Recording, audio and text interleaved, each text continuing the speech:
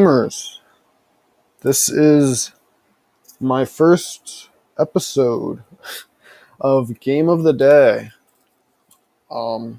Yeah, so I'm just gonna look at the analysis of some of my chess games that I've played on that day. I'm probably not gonna play any more games today, so I'll just talk about this one. I will say, before I begin, this was a very messy game. You can tell from the accuracies, as you can tell from the blunders that both of us made. Anyway, my opponent was 1907. I was at 1516. The game before I had been at 1530, but I lost to a 1200, lost 14 rating points. I was very unhappy. I get the 1900. I'm like, yeah, maybe I can beat him. I played some really bad moves, like a lot. See right there. I knew I was playing bad moves. I just didn't really care. I was like, it's a 1900. If they beat me, I'll just stop playing for the day and I'll get the points back tomorrow. But I beat them. I got my 14 points back, and I'm going to end there for the day. So, anyway, let's begin. Start with e4. I play e5. I mean, yeah, this is just what I play. In case you didn't know, I play that, or e6, the French defense against e4. I used to play the Sicilian, but I did not do very well with that, so I stopped.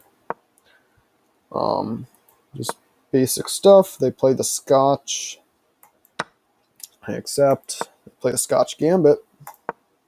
D-Boy Ready Defense by me. They play the Advanced Variation. This is just all basic theory and whatever. And here is where I stopped knowing what I was doing. Right here after they castled, I was just like, all right, well, I have a choice to make. I play that. They take, I take. They do that. I play Queen d7, just defending the bishop because I don't want to have to take back with my b pawn when or if they take it. They play f3, which f3, I mean, the computer says it's okay. I thought it was a little bit maybe inaccurate just because of my bishop possibly being able to come to this file and just take control of a lot of squares. I play knight c5, which ended up being the best move. I mean, there wasn't really anywhere else to move the knight anyway because they would get taken. So, duh. They take my bishop. Computer doesn't like it too much, but whatever. I recapture with the queen. They play knight c3, just developing. I castle queenside. Our kings are castled on opposite sides of the board, so generally it's usually a pretty aggressive game. Not always, but typically. They play knight e2. I don't know where they came up with that. I guess they're just trying to bring their knight somewhere else. They didn't like it on c3. So apparently it was the best move. I'd play knight wherever the heck I moved it. Knight e6. And yeah, I honestly, in this position, I had no idea what to do. I was a little bit just like, I was very not sure what I wanted to do here, but I pretty much, the reason why I played knight e6 was I wanted to bring my bishop possibly to c5. And also this blocks this pawn from moving. So maybe I'd be able to eventually target it and possibly win it. Also controls a few squares right here. Pretty important for the opponent's dark squared bishop. So that was my logic behind playing that. They played c3. So again, like I said with f3, now they played c3. Their dark squares are just really not like, all right, just this diagonal specifically is very weak. And none of their pieces are really controlling it. So I played bishop c5, which was the best move. And they played king e1. Hey, wow, e1? What? King h1? My brain just, whatever. I played b5. Bad move. d4 was best. Shout out to Wallace for actually saying you should have played d4. I don't know if he found that with the computer, if he found it himself, but that was the best move. I believe, I haven't looked at the lines, but I believe it's because you just take control of the center. Like, you have more defenders than they have attackers, so you're going to, just have, all your pieces are just, they have total control of the center, and if they decide not to take with the c-pawn, you are probably, I'd assume, just going to keep pushing this and really just, it's going to be a thorn in your opponent's side, because they're not going to, it's going to be very hard for them to remove with the defense of this rook there, and all your other pieces just are going to swarm around and probably just destroy them, I'd assume. But I played g5. Did I say b5 earlier? I might have. I just, for some reason I always think I'm playing from the white side. I played g5. It's a mistake. Puts a white at about equal. So we have an equal game now, supposedly. They play queen d3, not a bad move. I play h5, just continuing with my plan of pushing pawns on the king side, because generally in opposite side castling, that's what you do. You just attack your opponent, try and checkmate him. They played queen f5, which scared me a little bit. I ended up playing rook g8. Weird move, pretty dumb. Should not have played it. Then they play knight d4, best move.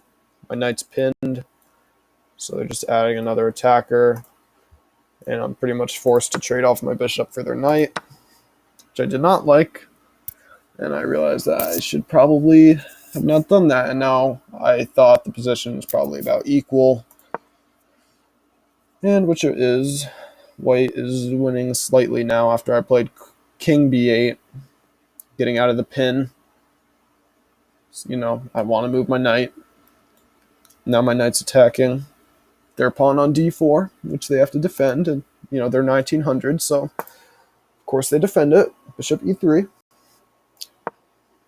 and I play a6 because I'm like, for some reason I just didn't care if they took my f pawn. I was like, yeah, you can take my f pawn, and that was pretty idiotic because I forgot to notice that their rooks and their queen, after they take my f pawn, can kind of combine, and you'll see how that matters later. There's the rook coming over, and then I still had it was perfectly fine here. I still had chances. I still was in an okay position until I did that. I should have played queen e8, defending the pawn. This is why you defend your pawns, people. Instead, I was like, all right, I'm attacking. Also, I wasn't really paying attention here. For some reason, I just couldn't focus. I think I was still mad from losing to the 1200. But I wasn't thinking very well. So I was like, yeah, I'm attacking stuff. It's fine. They take on f7, and I realized my mistake because my knight is no longer defended. It's not really defending my pawn on c7 anymore. So instead of playing a move that would have made sense, like bringing my rook here and just defending, I played knight takes d4. By the way, this is where the blunders by both of us just start rolling in. This is a terrible move, since they just win so much. Like, all right, first of all, they're winning this pawn, obviously, and just tempo, attack, everything that's just all lining up for them. So, not good for me. They mess up and take my knight with their bishop. I take back with the queen, which is actually the best move. And then they take with the rook, which surprised me because that just is not quite as good of a move. as taking with the queen. And they're 1900. I would have expected that they would know to take with the queen. But I play that. Not the best move. But I do have logic behind it. Queen b6 rather than taking. My thought was that I don't want this pawn to get too far. And also, there's a very... so basically here I'm in like swindle mode, they say. So basically you're just trying to get your opponent to mess up somehow. So I'm like here, and obviously I'm threatening to take this rook because I'm going to take the rook if they don't move it or defend it with like rook c1. Because, you know, 2 attackers, only 1 defender, you take it. So that was my logic there. They play c6, e6, which now I'm just instantly winning because, like I said before, I take the rook. And I was really surprised that a 1900 would do something that stupid. It's like they just gave me a free rook. I don't know if they thought the pawn was promoting or what, but just, you know, that one move was enough to end the game for them. Here, yeah, so that was just me blocking the pawn with my rook. Here I played king a7 because I had ideas like, at the time, I don't know if this would actually work. Let me check with the computer. Oh, wait, no. All right, so basically my idea was like something like rook f8, because if they take here, I would back rank mate them. This all depending on like what they played. If they played something like to free up their king, I wouldn't do that because then it wouldn't be a back rank mate. But here, if they take like this, then I would just be in a terrible position. So yeah, that wouldn't have been a good move anyway. But yeah, that was me being silly goose. Yes, that was my thought. Luckily, that didn't happen.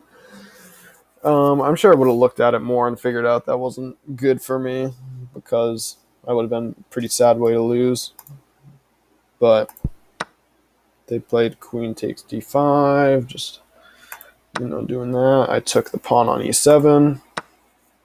Then they played rook takes e7. I think their idea was, I believe, they wanted me to take here so that then they could play, yeah, queen d4 with check.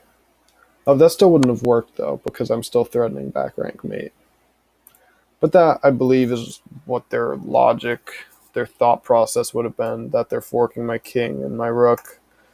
But, like, they probably didn't see the back rank mate since they didn't see the back rank mate back here when they played rook takes e7.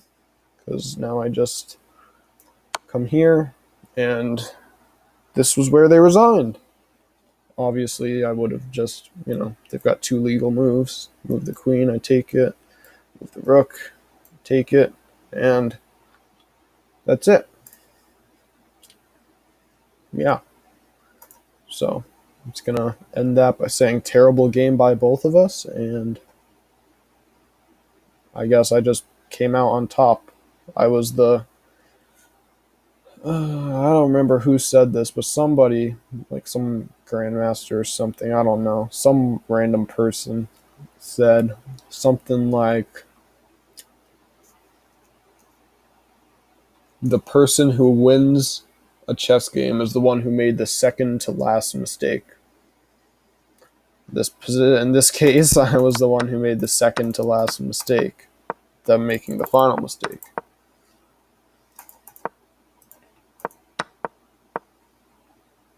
AKA me doing whatever the heck I was doing right here, and then them doing this. It's chess. It's fun. You should play chess. If you don't play chess, it's a great game. And I will probably make another video, the game of the day, tomorrow. So, see you then.